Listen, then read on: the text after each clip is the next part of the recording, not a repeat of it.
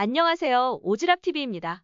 선진국으로 도약하는 대한민국과 관련된 다양한 해외 반응을 전해드리는 오지랖TV는 여러분들을 사랑합니다. 최근 일본의 유명 경제석학이 한국이 일본을 앞질러 20년 뒤면 국내 총생산이 2배 차이로 역전할 것이라고 밝혀 일본이 발칵 뒤집혔다고 합니다. 노구치 유키오 히토스바시 대학 명예교수는 최근 일본 경제전문지 칼럼을 통해 일본의 경제경책을 강력하게 비판했는데요.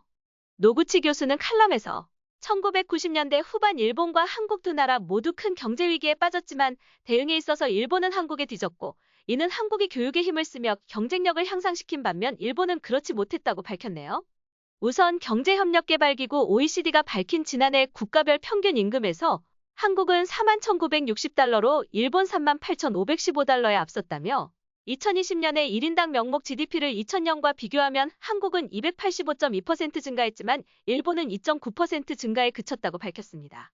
또한 2021년 세계 경쟁력 순위에 따르면 한국은 23위고 일본은 31위, 디지털 기술에서는 한국이 8위고 일본이 27위.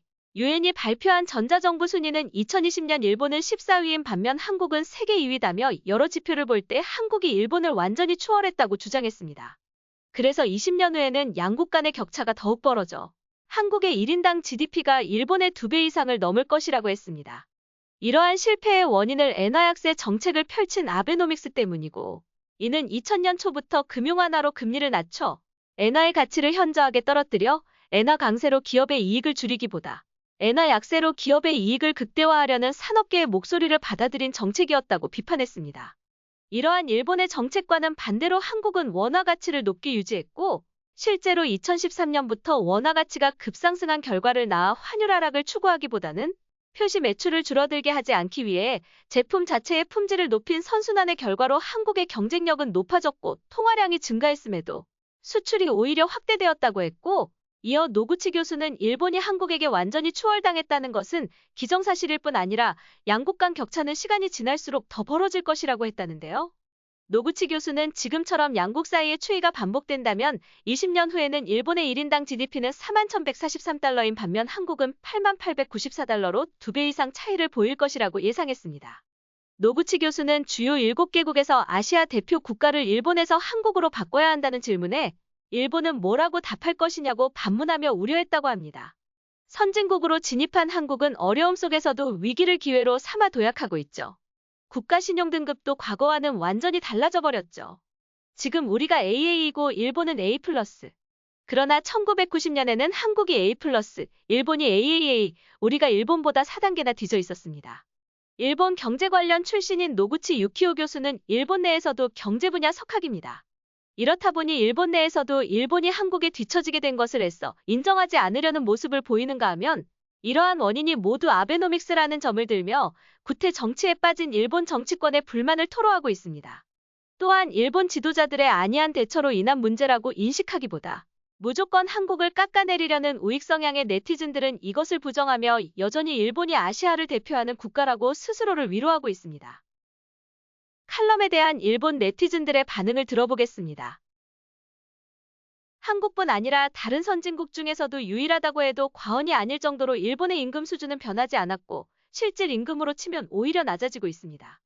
여러 가지 원인은 있지만 하나는 역대 정부의 잘못된 긴축 재정 정책이 영향을 주었습니다. 다음으로 고용 등을 중심으로 한 연이은 규제 완화책입니다. 수요가 증가하지 않는 가운데 규제를 완화하고 신규 참가를 늘린 결과 한정된 파일을 서로 빼앗는 과당 경쟁이 심화되었고 그 결과 비정규직의 확대라는 고용 조건의 열악함을 초래하여 임금 수준이 낮고 불안정 고용이 증가한 결과로서 개인 소비의 침체와 저출산이 가속화되고 있습니다.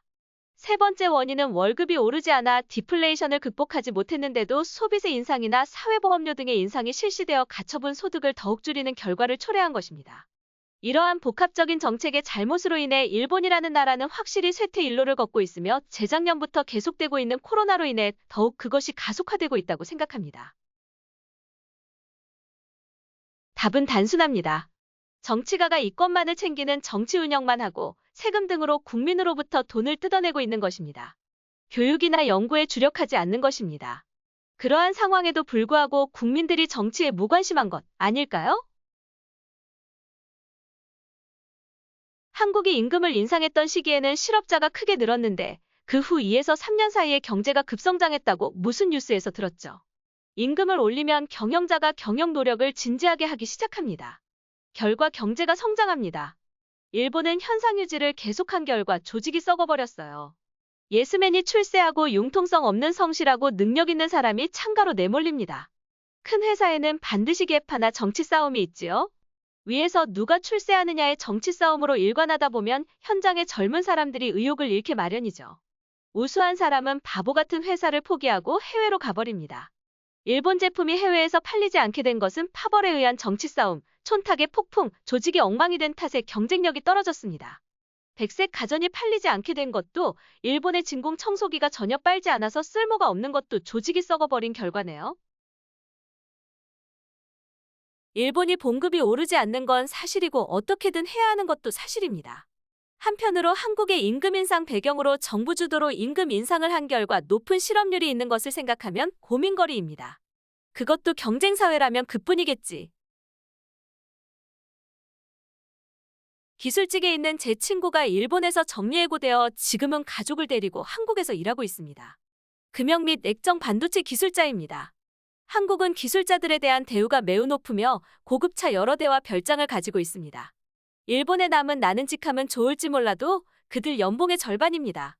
나는 대기업에 있지만 어쨌든 일본은 기술이라는 것에 대해서 무관심한 경영자가 너무 많아서 충분한 대가를 지불하지 않고 있다고 생각합니다.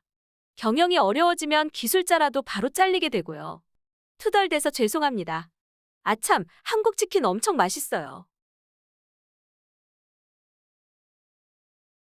엔저 정책뿐만이 아니다. 이노베이션을 일으킬 수 없었던 최대의 이유는 취직 빙하기 세대를 일본국이 잘라버렸기 때문입니다. 그들이 더욱 활약할 수 있도록 정치가 도와주면 인구도 많고 환경만 있으면 IT에 대한 대응력도 발휘하여 일본은 반드시 성장할 수 있습니다. 이상은 오지랖TV에서 전해드렸습니다. 좋아요와 구독은 좋은 영상을 만드는 데 큰 도움이 됩니다. 오늘 하루도 행복하세요. 감사합니다.